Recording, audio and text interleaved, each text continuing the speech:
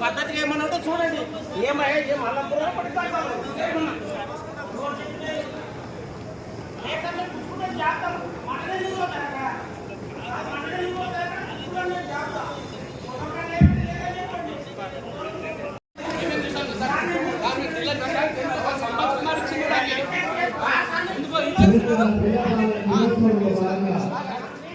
Saraswati grand school విద్యార్థులకు